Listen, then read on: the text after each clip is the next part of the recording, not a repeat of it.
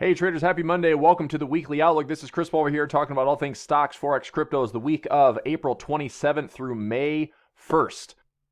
Although we don't have live sports to cheer on our favorite teams, we do have trades and currency pairs that are doing some amazing things. So I was actually going to play Chuck Berry's Johnny Be Good because my Aussie be doing good. My Aussie New Zealand, big trade that I've had running since December of last year. It is time to get paid. So I've got a little bit more to go on that one. I'm looking for 107.50 to 108.50. I'll talk about that in a little bit. Let's get into charts and talk about all things stocks, Forex, cryptos this week. If you're following me out there on social media, here's where you can find me. Instagram at pulver.chris, Twitter at pulverchris, Facebook, YouTube, just type in my name. That's me, channel, free education, all good stuff out there on YouTube. Here is the talk for the week. Let's start with a couple of things. We have the small business loan packages, the stimulus package, the survival package. All that money for small business loans has been going like hotcakes. I read a report this morning that it's added over $3.7 trillion to the U.S. debt. So the debt to GDP ratio is huge. We're at 110% for the U.S. Granted, U.S. credit is still AA plus compared to others, but there's a couple ways that it's going to come back and bite the U.S., and that's going to be either the U.S. government has to cut spending or they have to raise taxes. Now, obviously, at this time, raising taxes is probably not the best thing to do because it's going to slow down economic growth. Cutting spending, which might seem to be the prudent thing to do, but you're going to have to cut in some areas like healthcare, education, and national defense. So it's kind of your damned if you do, damned if you don't. Maybe the U.S. at this time is not really going to do much until maybe we're 3 to 6 months out of this coronavirus pandemic. But anyway, the good thing is certain states are opening their doors, getting back to work. There are still some stay-at-home mandates in place until the middle of May. And it's not just the U.S., other countries doing the same thing, getting back to work, getting back to new norms, new social distancing norms, redesigning the business settings, redesigning public transportation, considering school options for the fall, maybe in August, maybe not until January of 2021. That's a big question mark right now. I know certainly for some of the big universities in the U.S., but even K through 12, it's like, what do you do? E-learning is extended through at least this semester until probably the end of May, early June. June, July, August, summer off, but colleges, they have summer terms, they have fall terms. Are they going to bring students back on? What happens if there are students with no sports? What happens if there are no students, no sports? So colleges are definitely going to feel some pressure and have some really, really tough decisions ahead if we don't really get a tackle and handle on the coronavirus stuff moving forward. So again, it continues to be uncertain, which brings me to this chart. And this is the S&P 500, and we're still talking about the indecision. We have our slide from March, our recovery, and what a great recovery it has been, but I don't think that this is the new rally. I think that if anything we are seeing right now, it's what do earnings look like? How well did companies fare in March and in April? You would argue that, 20-some million jobs or 20-some million employees claiming unemployment, jobs and revenues probably didn't fare very well. Certainly some businesses did better than others. Interestingly enough, we've seen new highs on Netflix, new highs on Amazon. I read today that also Domino's has seen a jump in sales and actually has been hiring workers. I think it just depends on the type of sector that you're in and your ability to still serve the consumer.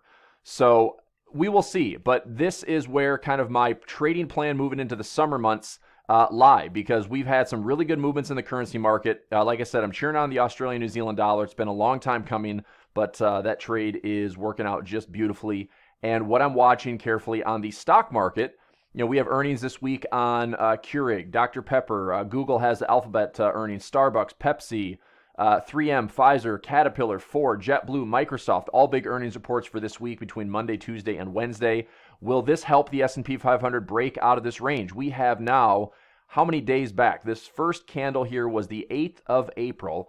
We're going to wrap up this month on Thursday, and May 1st is Friday. So do we actually have a break for this sometime this week, or are we going to see this come right back up to the highs, which would be right here? Are we coming back up to the highs, a rejection, and then back down to the lows? We don't know. This is what I'm looking for. So do we have, a bit of a drift to the upside and then more risk off coming into this week? Do we actually have a breakout going somewhere? The saying, sell in May, go away. Does it take place this week? wrap up on Thursday, April 30th, roll into May 1st? Does it start off with a pretty nasty Friday? Let's find out. So levels I'm watching on the S&P 500 are right here. This low is at 2720. Okay, 2720, or the high around 2890. 2720, 2890. I'm looking for a daily candle to close higher or lower. Now, closing lower is what I've talked about for the last several weeks. If we close lower, expect this to be a pretty aggressive retest of this area. We might have a bearish continuation pattern. We might not have any pullback at all. It might just close and stay bearish and stay pretty aggressive to the downside. If we have a break to the upside, I am cautiously bullish. I would be very protective of anything that you bought. If you bought any stocks back in March and they have had a nice, amazing rally from there, I would still be looking to protect some profits. Okay, Amazon, for example. Amazon, crazy big run. We had the dip in March, 1650. Who would have thought that within, a 2 to 3 week decline, you'd be up at $2,500 at new highs? Now, what Amazon does, they do better than everybody else. So it's not a surprise.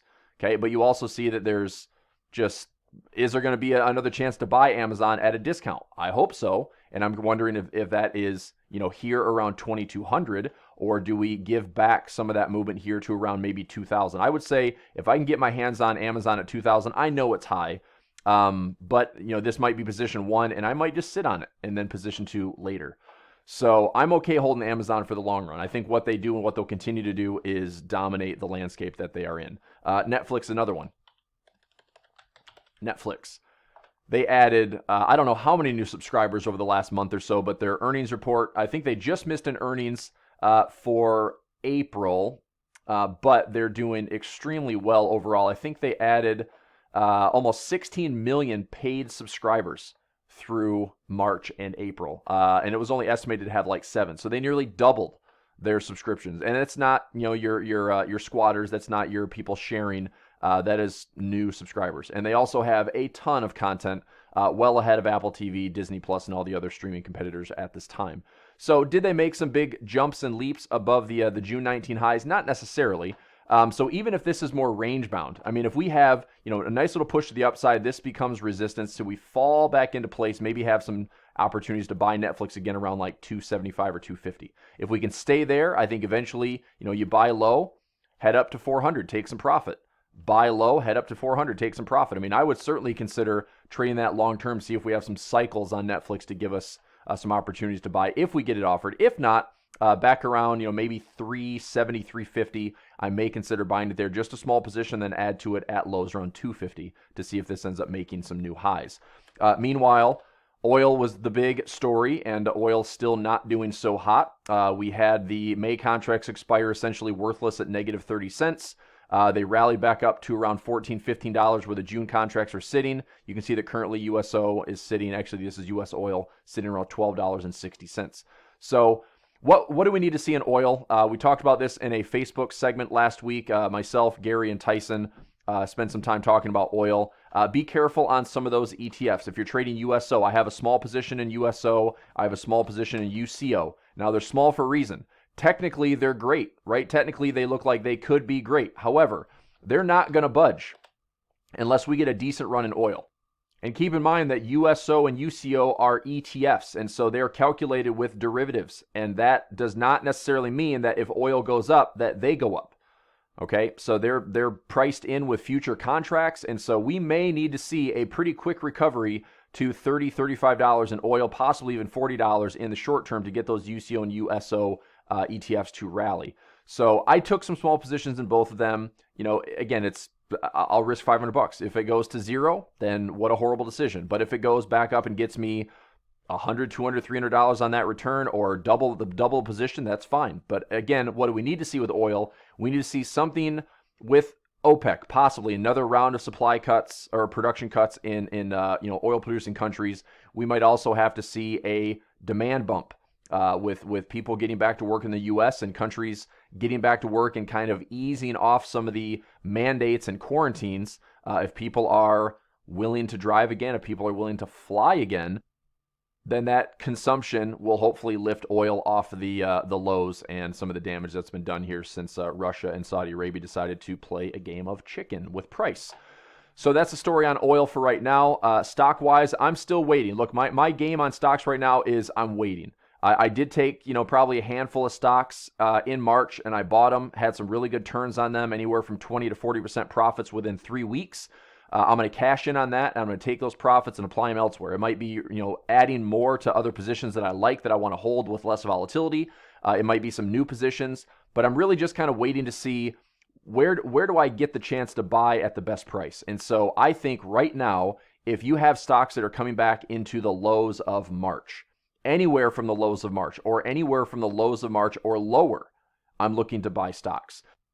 This doesn't go just with any willy-nilly stock. I mean, make sure it's a company you want to own, do your due diligence, and make sure that they have, solid revenue, solid content, solid whatever it is that they're good at. Do they have a competitive advantage? Do they have, limited competitors? Are they going to be around a while? Are they solvent and sustainable for the next, 1 to 2 years? Those are questions you have to be asking. So, make sure it's a big company, make sure they're not carrying a ton of debt, and make sure that they have a product, service, or something tangible that people want and will continue to want, even through times like this. If you can, have something that is somewhat recession-proof, somewhat crisis-proof, then that is an amazing stock to own for the foreseeable future. So that's what I'm looking at, but I'm trying to still get things on discount. So I did add, some gains over the last maybe 3-4 weeks with buying those lows in March, but that's all based on the SPY, the S&P 500. This is where I still think we are headed. Are we going to drift a little bit higher? Sure, but I'm cautiously optimistic on the bulls. I really think that the reality is this structure in here is still going to be sell and may go away. And so how would I know that? Let's say that we drift a little bit higher. We've possibly heard the phrase bull trap. If we drift a little bit higher, I think that's a bull trap, because if we close back in this range, that could be what ignites the move back down and we start seeing this close lower. So if we have misses in earnings, if we have a rough if data in May from reflection in April is really bad, it just shows kind of what businesses were facing through this coronavirus time. So it's hard to kind of expect us to price in optimism at this point, because there's still so much uncertainty around this and what is going to be kind of the new normal. But nevertheless, this is what I'm doing price action wise. If we get back to lows, I'm a buyer of stocks. If we get back to lows on the individual stocks, I'm a buyer of stocks. But make sure it's one that you want. When it comes to currency pairs, one of my champion trades running right now is the Australian dollar. It's been a long time coming. We saw the Aussie just get blasted in 2020 with brush fires, wildfires in Australia, and then you domino that into, coronavirus, China. Everything kind of sourced from China, and then you have just the global pandemic, and it just was a risk off. Like it's a risk on currency pair that was forced into a risk off environment. Plus you had the brush fires and all the weakness that came from it. We've seen a steady downtrend in the Australian dollar since 2018. So the risk off environment was, super dominant in March, and the Aussie just got crushed.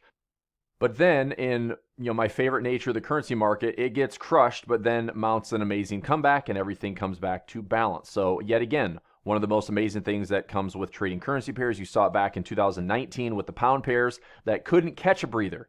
In April and May, the pound was absolutely smoked for 4 or 5 months, and then August, September turn around and make a miraculous recovery going through October and November before we had the UK elections in December. So that's one thing that's very cool about trading currencies. But you don't want to be on the wrong side of that move. Again, this is not to say just plan on everything coming back. This is to say take advantage of the move, follow that move, and then just know that once those trends become capitulated and extreme and you see flash crashes, typically those flash crashes end with reversal points, and that's what we saw happen in the Aussie. So Aussie Cad continues to run up. This is a breakout we talked about last week in the trading room. And again, same plan this week. Look where it's going. We said if it breaks above 9,000, let's be long. So we're long right above 9,000. We're up about 80 pips, and this should be heading up into 9180 to 9200. Make sure that this leg of this trade, you are starting to protect some profit. So Aussie Cad's looking fantastic. I'm going to go to Aussie Swiss. Same thing here, Aussie Swiss. Making a nice run to the upside. Again, watching the range. We're breaking higher, yes? So push higher, break higher, and go. Where are we going? Probably back to previous support and resistance around 6,400. Maybe even up a little bit higher, but I'm not going to test it too much. Any trades that are still running, Trades from here, trades from here. I did protect some partial profits, still have some partials running, 6,400 plus. Make sure you're protecting everything that you get profit-wise on that Aussie Swiss. That's where a lot of the structural damage was done. Previous lows at 6,550. Previous lows here at 6,400. Getting back into 6,400, make sure you're trapping those profits. Aussie yen. Aussie yen is going to be drifting up a little bit higher. It's still sideways at this point. We may drift a smidge higher to the 6,900 to 70 zone. This is where I think we'll see major resistance. Previous support becomes major resistance. I would not be surprised at all to take these lows, which is around 6,800 or 6,750. We drift up a little bit higher, end up forming a reversal pattern, and then heading back down into those lows. Now, what does that come with? If we get a risk-off wave, selling may go away, stock market sliding, risk-off trading through the summer, then this will likely be a summer trade. Now, oftentimes we don't see trends in the summer, but there may be enough volatility around risk-off to see that happen. What did I talk about the last several weeks in my weekly outlook? If you've been paying attention, hopefully you have. The Volatility Index. Okay, the VIX all the way up to 85 has been completely reset. We're down to low 30s. Now we have a big gap here on the VIX around 21. If this somehow finds a way to reset to 15 or 12, unfriggin' believable. All right, but if we come back into this level, fill this gap, then we could still have a rally back up towards 50, and that will definitely get the markets excited. That would be some risk-off trading if we see a move like that. Okay, so I was saying if we get above 50, then I'm all about scalping in the currency market. I'm all about, trading inverse ETFs and looking for the stock market to slide. But if we end up setting into, 15, 12, even the lows here at like $11, then the next best thing is this just hangs out and parks itself at these lows, and then we'll plan on another jump towards 50. At some point, that will likely happen again, or even if we get a jump towards, 25 to 30 again. Let's see what happens. But what I've been saying the last couple of weeks is we got to get above 50. That makes things very interesting once again, but if this is a complete reset, understand it. So here's where we would settle, and then we'll have pops up towards 25 to 30. We'll have maybe a pop up to $50. We can see that it can happen. It can happen very, very quickly. So the VIX is going to be a big way for me to play risk-off trading, and that's why I'm making sure that on any Aussie pairs, if we have risk on, which we have right now, then I am protecting those profits. So looking at Aussie yen, this trade will probably head up into these previous lows, which is right around 70. Expect this 70 level to be resistance, and if we form a reversal pattern, I am a seller from there. One of my champion trades here, Aussie New Zealand, and I'm just trying to do my best and stay patient, number one, to keep protecting profits. We are heading into my profit target here right around 107.50, currently trading around 106.70. Now, if we don't get to 107.50 and we fall, I'm going to be gladly catching it with some buy opportunities. Okay, I do think that for right now, we'll probably get into this 107.50 area, possibly 108.50 before we see a correction. I'm still long-term on this Aussie New Zealand, and I'm still bullish. I think that if we have this move falling, even if we hit my target at 107.50, I'll protect my profit here. 107.50 to 108.00, I want to protect my profit and get paid on this trade. From there, if we fall back down, okay, I'm still going to be buying it between 105, 104, 103, and I'm planning on this to move up towards 113 and 114. So I still have a long-term outlook on the Aussie New Zealand. But in the next probably 80 to 100 pips, I want to be protecting all of my profits from here. All of these are trades that I've been in. I've had anywhere from 5 trades to 10 trades up to 21 trades at one point that I've peeled back to around 15 or 16 right now. So I'm still running with some profit. I'm going to hang on to these until 107.50, 108.00, and then I'll protect, get paid, and then let's see what happens. If it goes a little bit higher, okay, I'll wait. If it hits 107.50, 108.00, and then drops back down for a correction, that's great. Let's buy it here, and let's plan for the longer-term move to the upside. All right, so Aussie New Zealand is going to continue to be just a really good technical trade to continue watching and trading. Aussie dollar. Aussie dollar, again, we had a breakout here. We had previous resistance, which was around 6,200, that held. So this 6,200, 6,250 is holding. We're coming back into pocket levels, gap levels. If we get this thing back up to, same thing with Aussie yen, previous support. Can you see the support here at 66.70? Look at the support. This is previous support, becomes resistance. I think we head back up to that zone again. If you are long on anything with this Aussie dollar, make sure that you're trapping and protecting those profits into that 66 and 6,700 area. All right, Cad Swiss. I'm long on Cad Swiss. This trade is starting to look a little bit better. I hope to see this break these highs and head up into 7,100. There are two levels that I'm looking at. There's a nice daily pocket that I have highlighted there, as well as a weekly pocket. So I'm looking for Cad Swiss to get up into 7,100 to possibly the low of this candle, which is around 7,145.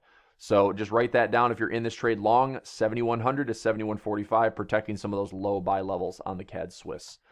Yen pairs pretty much all look the same. I think the yen is coming back into some massive resistance points. If it does, look for that to hold.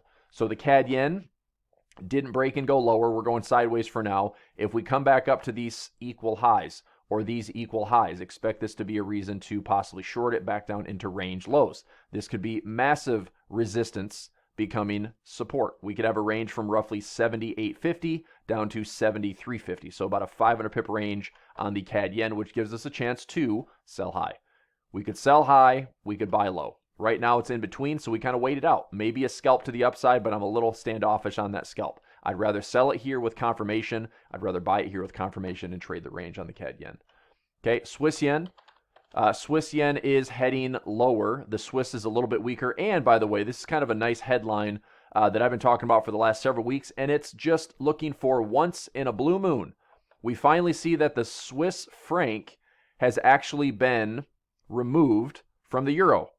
Okay, now what that means is the last 6 to 8 months, we've essentially seen movement on the euro and the Swiss in lockstep. So today, you see here that the Swiss is the weakest currency pair of all the majors. You can see that the euro is not. So we're getting some optimistic movement. I've been long on the euro Swiss. I'm looking for some confirmation above 105.50, and we're starting to see that reflecting now. So if that helps, we hopefully will see a nice little breakout and sustained weakness on the Swiss. That helps the CAD Swiss. That helps the Aussie Swiss. That helps the Euro Swiss. So I like that direction so far. I keep checking this currency strength chart, and I want to make sure that the Swiss is not in lockstep this week. If it's not, then we'll get to that currency pair in a moment, but I think that's a really good trade back up towards 10800. So Swiss yen is heading lower. I had this one set up in my trading room as well. If we break below 110, we're looking for this to break lower. Now, this is not led by the yen. This is led by the Swiss. If the Swiss gets weak enough, the break below 110, coming down into 108.50. That's a nice little range to trade, just heading about 150 pips lower. So if you're scalping this to the downside on anywhere from a 1 minute to a 30-minute chart, expect this to go a little bit lower. As long as we stay on the left side of this trend line here, this should be bearish until 108.50. Okay, now hopefully, like I said, that just comes with a Swiss franc weakness and not so much a lot of the yen. But I'm welcoming with open arms the Swiss franc weakness at this time. Okay, Euro Aussie. Aussie's still stronger. Aussie Swiss heading up. Euro Aussie heading down. Again, wild and crazy move in March. This thing has made just an amazing recovery from the swing of 3,800 pips, almost 3,700 pips here. And then we have pulled back 3,000 of them. I mean, that's incredible, right? 3,700 pips, and you've pulled back over 3,000.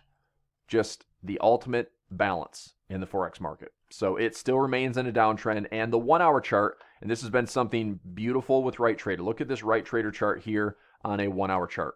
It has maintained a sell zone since the end of March. So we had this little fake out here, we had sell zone, and it has maintained sell zone the entire time. So this started back around 8,300. We're currently trading around 6,700. So that's 1,500 pips of sell and trending. And what does Right Trader Max do? Right Trader Max can get you in on all these red candles and keep you in the trade until it invalidates. And right now, this trade is still valid. This sell zone is still valid, and it remains active. So what a great trade. Glad it's working out for everybody that's participating in this trend to the downside. But again, make sure you're trapping those profits. You know, this is a good run to the end of the month. Enjoy those profits, protect those profits. All right, could we head down a little bit lower? Sure, but just get those stop losses in, and this is the point where I'd start turning off my system. This would be the point where I'm protecting profits, moving stop losses into fractal highs just to protect it, moving it with a moving average to trap it, but making sure that if it goes a little bit lower, awesome, be more aggressive in trapping because we're probably going to bounce sooner than later. All right, so protect. I'm in protect mode on a lot of those profits that have been running. Euro Cad. This one is not quite ready to move the way that I'm wanting it to. Still looking at some big range levels on the Euro Cad. We essentially have 200 pip ranges. We broke 50 54, went down to 52. We're currently trading at 52. Can we break these lows? This would be a low around 5,100. Can we break 51 officially and head down to 5,000? Can we head down a little bit lower? So I like the EuroCAD. I think that the EuroCAD will head lower, but I think my better trade that I'm more positioned for and for better profits is going to be the Cad Swiss. I'm going to remain long on the Cad Swiss. Okay, speaking of Euro Swiss, which I mentioned earlier, this one I want to see on the daily chart getting above 105.50. We're currently trading at 105.70. Hooray! So here's one thing I'm looking for. Let's go to the daily chart on the Euro Swiss right here. Okay, so this is my right trader system, my right trader max system. Now I want this candle to turn blue. All right, the last time that we've seen it pop up here into this ribbon, it hit resistance. Popped up here to the ribbon, hit resistance. We need to see this candle turn blue and show us that it's time to get out of this. This could be a falling wedge. This could be a 3-drive pattern, which are all reversal signs. If we get up here and turn blue, I have levels to buy the Euro Swiss up into this shaded zone. This box is around 200 pips. Okay, I'm going to be pretty aggressive on this level to this level to take as many trades. Again, not super greedy, not using a bunch of margin, but to take decent trades and generate, hopefully another 1 to 2% profits for me. And it's just a level. I mean, get this thing up into 106 and run into 108. It's about a 200 pip window. So if we turn blue, there's things I'm going to do here. I will buy blue and I will stack some orders that will continue to buy as price goes higher, and I'll protect all my profits here. I will also look at a bottom forming. All right, so maybe a trade in here and then a buy at the bottom and see if that will turn the corner officially to get us into that shaded area. So part of this is based on probability of a bar count, a fifth wave pattern, the trend is ending, coming into major support, all these things that line up for the Euro Swiss to technically have a move to the upside. And look left, previous support, which is right around 108. So if we get a move into 108, I want to see how much money I can make, how many pips I can capture between this current price, which is around 105.70 to 108.00. Do I think we can go higher than that? Yes. I think we can have a movement like this where we go wave 1, 2, 3, and we can move this back into 110. Okay, but we also might have the move like this. It might be 1, 2, 3. And this 3-wave move finishes at 108.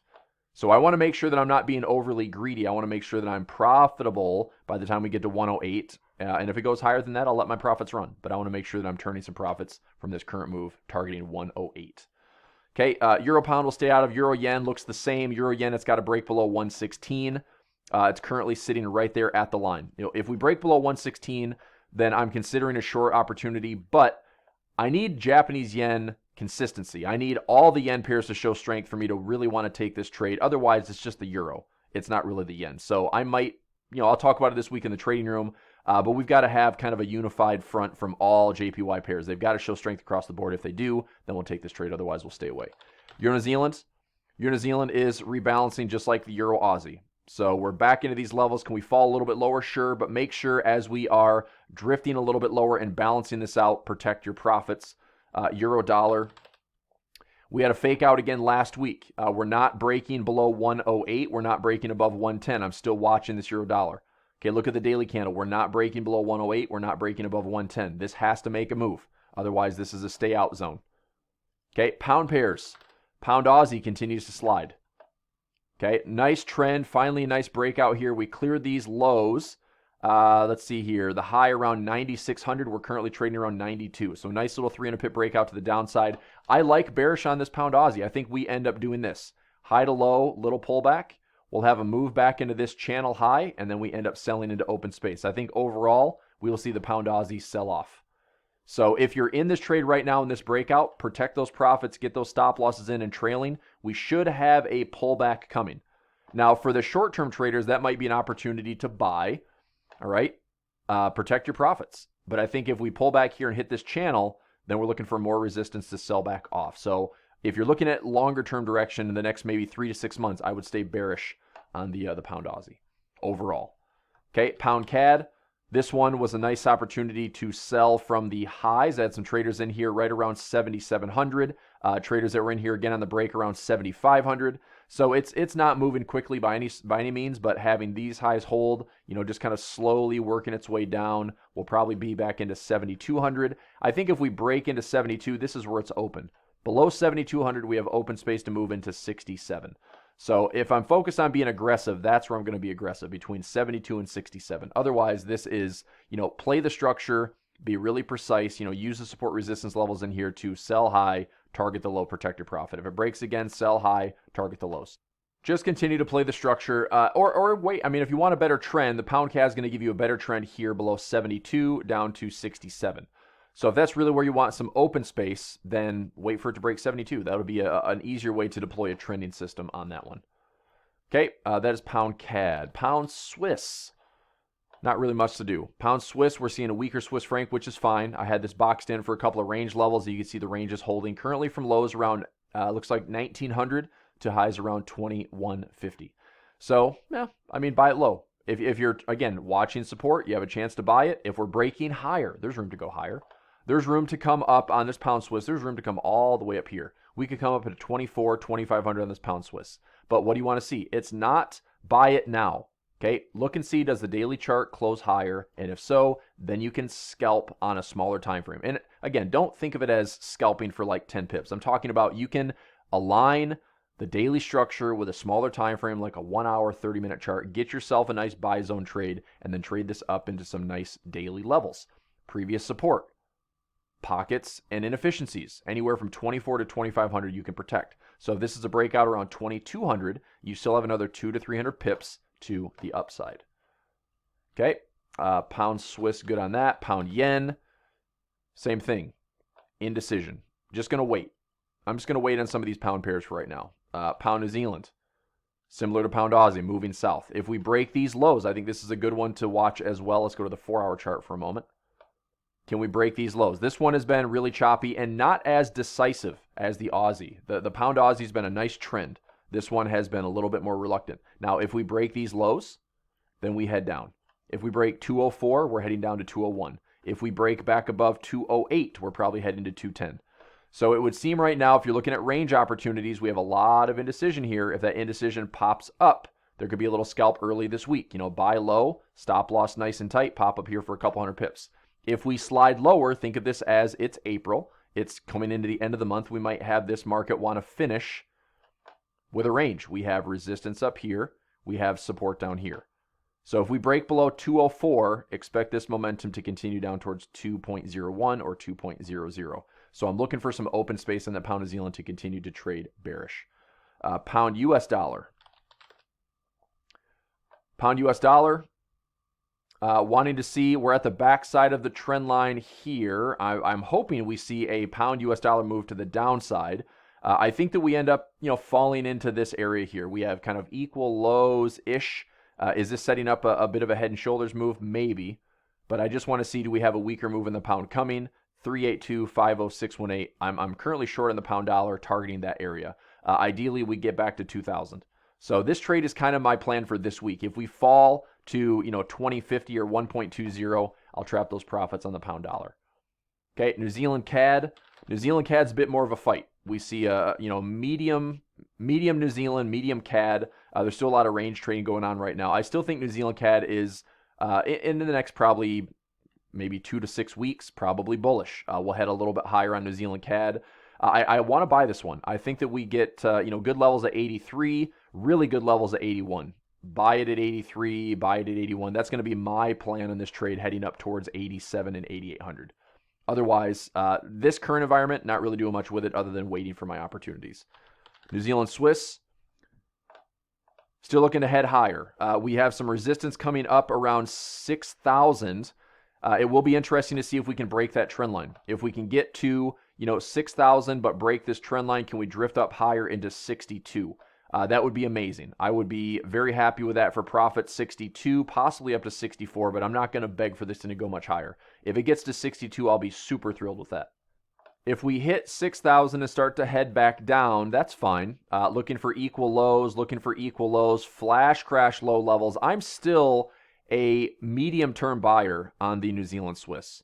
I think, this is 20-plus year lows on New Zealand Swiss. I think that, the Aussie Swiss did a pretty amazing job of getting this incredible balance right back up to where it started. The New Zealand Swiss has not yet had that, and they are very similar currency pairs. So I think that what we may see is our Aussie New Zealand runs into that move where we start taking profits on Aussie New Zealand, and then we start seeing a little correction, and that allows the New Zealand Swiss to continue moving up into that level. So I am planning on New Zealand Swiss to head up into 62. That's my plan for now.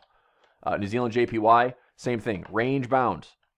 Okay, the bears to be bearish, we have to break these lows. What am I watching for? If we have equal highs, and I'll draw a straight line here. If we have equal highs, drifting up here, let's see if we can hit some equal highs right around 6,600. If there's a nice little trend line break and we sell that, perhaps we end up selling at a decent high price, breaking these lows, and then having this head back lower. What do we need to see?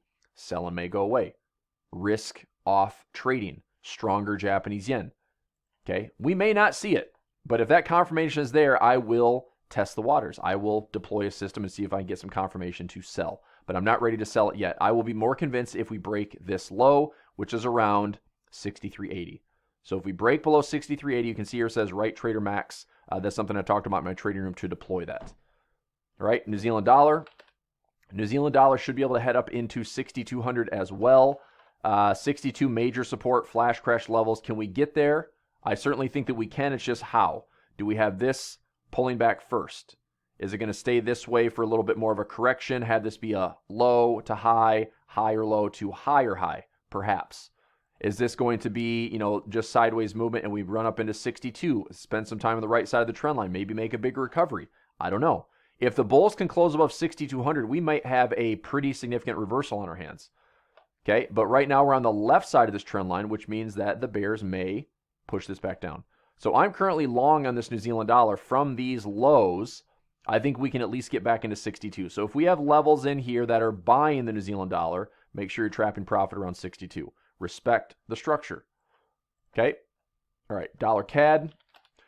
We tried to get a sell trade on the dollar CAD. This was it right here. We just didn't get the entry that we wanted. I was hoping we'd have a pullback to the upside around 42.50, 42.60. You can see that it hasn't quite happened yet. This does look to be staying slightly bearish. More than likely, I'll just clone this line here. Horizontal line. That's a little bit on the thick side. There we go. So range trading. 42.50 highs and 1.3855 lows. So I expect this to slide a little bit lower. So dollar CAD heading down into 38.50 or so. From there, truthfully, I'm a buyer. I think if we hold the levels and we hold the range, then we buy it low and we just turn. You can see that I have it mapped out here with the, the risk. The risk is in red. The green is my profit. We didn't get that fill, unfortunately. So what we may do instead is if we come back down into 38.50, we turn this around and we go red right here and green right here. And we look at trading it with a low risk to the downside, and we buy this back up towards 42.50. All right, so I will be looking to trade the range on dollar CAD for right now. All right, dollar Swiss. We were long on dollar Swiss. We moved the stop loss here to break even, and just kind of watching it in profit for right now. We have highs getting pushed up today. The Swiss franc is weaker. I hope it stays weaker. We're going to stay bullish on this one. It should head up into previous highs around 98.50 to 9,900. If we come up into kind of fill my profit level or my pocket level, that should get us around 99.50 or so, even just shy of 1.00. So I'm still long on that dollar Swiss. Okay, dollar yen. This one needs to figure out what to do. We have some nice opportunities if we get a break below 106.90 or a break above 108.07. I have a robot ready to go. If we get a daily candle closing or a 4-hour candle closing. I think my robot, I selected a 4-hour chart because in case it's during the Asia session, I want those timestamps to be a 4-hour candle. So a 4-hour close below, I look to sell. A 4-hour close above, I look to buy. And I keep it there. Right now, this pair is doing absolutely nothing. So look at this on the daily chart. I will say this. It's currency pairs like this that traders get frustrated with, but they also end up giving us this really nice telegraphed move. There's nothing happening. So all you need to do is get ready. Okay, because when something breaks lower or higher, this pair will move somewhere. All right, and again, we have open space. We have from 107 down to 105. We have from 108 all the way up to 111. So we have decent move, and we could go lower. We could go into 101 again, right? But just to start, that's a nice, safe profit level, as is that. But price has to get outside of that range. Okay, that's dollar yen. Other pairs, look at the peso really quickly, possibly some exotic pairs, dollar peso coming back up, drifting towards equal highs. I wouldn't mind looking for an opportunity to sell it high. Okay, I think if you really want to get some traction around this trade, look and see how it does here. You could sell it high with a shorter time frame and try to scalp it. But what we are noticing is higher lows. There's a low, there's a low. We could have a higher low forming. If we see higher lows, just be careful on this, because this might give us, and you might see this as a rising wedge and you think, Chris, that's going to sell off. But some of these exotic pairs get this type of movement and then they just blow through the upside. So don't be convinced you're a seller unless we break outside of this range.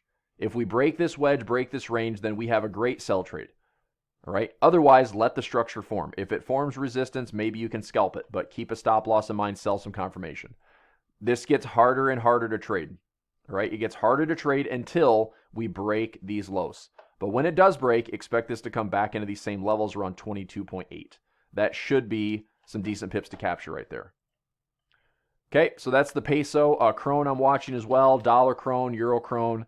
They're starting to range bound a little bit after that wild March, so not really super interested on dollar krone, euro krone at this time. Turkish lira, dollar South African rand. I just like to take a look at those, but they've got to be great setups. Here's actually a really good trade on the rand. Same thing here. Okay, daily chart, we had that big breakout, and this is what I'm talking about. Look at this range. Range, all this resistance, then boom, blast off. Okay, you'd think that the market would respect it, and it did because it never confirmed. We didn't have a bearish breakout. We didn't have a bearish trend line. Instead, it just blew through that level and ran. So now we have this high, this low. If we're having some indecision at the highs, we can still sell this. We can still have this low, this high balance out. Even though this is an exotic pair and you have to know your margins and know that it's a higher spread, you can still take your currency pairs like this and make, 5, 6, 10, 20,000 pips. But have a strategy, have an exit plan. I like selling this high, making sure that price stays here. Make sure you sell it on confirmation, protect your profit at that low. If it falls back and balances more, that's great. Find this level, that's profit level 1. If you draw a swing from low to high, you can use a Fibonacci level and just kind of have those invisible levels of support resistance. This low to this high, if you drag that over, pretty good opportunity to make this move back down to the 23%. 38%, 50% zone. That would be a sell high opportunity. Let those profits run. Here's your risk area. That's your reward area. It doesn't matter that this is an exotic currency pair. This would be the same for any currency pair. This is the same for any financial instrument. If you have the opportunity to sell it, sell it high, stop area above, and let your profits run. But the probability is we get to these levels. We find that level, we find that level, we find that level, and we trap our profits. Okay? So things I'm watching this week. I know we went a little bit long here, but thanks for your time. And if you have any questions, let me know. Reach out to me on Facebook. Send me some messages. Happy to help, and I'll keep those videos coming. What I'm watching for is the VIX. Does the VIX make a move this week? Is it just going to continue to push lower through the end of the week? Remember, sell-in may go away. So how does Friday end up? What do we have for the rest of the month? What does Friday look like? Do we start off on a rough note for Friday to kick off the month? Do we have a great week and then sour that week next week? We don't know yet. Let's find out. But right now, we still have some risk appetite. Keep an eye on the S&P 500. Okay, it's bullish for today. Like I said, I am cautiously bullish. But this could be a bull trap. So make sure that whatever trades are running and in profit, protect those darn profits. So Aussie Swiss, Aussie dollar, okay, Aussie New Zealand, making sure this seems like the week timing-wise, we're probably going to start trapping and protecting some profits and start reassessing things. All right. Robot-wise, we'll take a look at everything this week for Right Trader Max. I'm also really excited for my Sentiment Strength Line micro price detector. That might sound foreign to some of you, but these are systems I've been waiting for the last 2 years to get the automation where I want it, and I have it in my hands. I'm doing a lot of testing on it this week. So, again, some good tools to have in your arsenal as a trader. And, again, make sure you pay attention to that. If any of you want to join me out there, and I offer this every week, if you would like to join me in my trading room, or you'd like to get some information on any of these classes, strategies that I have, you can do so by coming to smarttrader.com. You can go into the marketplace. So smarttrader.com. My trading room is Tuesday, Wednesday, Thursday, called the Flex Trading Room. You can find it right there in the featured area. I also have courses. There's one called Right Trader Max, which is a great course. It's one of the best robots that I've ever built with the most customization. You can literally plan your trade out from start to finish and let the robot take it. If it's a buy above, sell below level, how it trades, how price interacts with it, it's awesome. Also, another one you might want to make a note of is my momentum breakout. That's coming back in full force. I've got my sentiment strength line micro price detectors ready to rock and roll, and I'll be sharing some testing results with everyone this week in the trading room. So if you'd like to see that, again, just find me out there on social media and send me a message. I appreciate when everyone, likes the video, subscribes to the channel, and take the video and pass it along. If you have, friends, colleagues, trading communities out there, and this is helping provide some good direction for you for the week or some good insight, then I appreciate all the love and support out there. So that's it for this week. Let's have a great week, traders. Let's finish this April on a strong note. It's been an awesome month so far, and we're wrapping things up on Thursday to end the month. We have a kickoff in May. Is it sell May go away? What happens to the VIX? What happens to JPYs? What happens to stocks? Let's keep our eyes on the prize. I'll see you in the trading room, see you in the markets, and happy trading, everybody. Talk to you soon. Bye.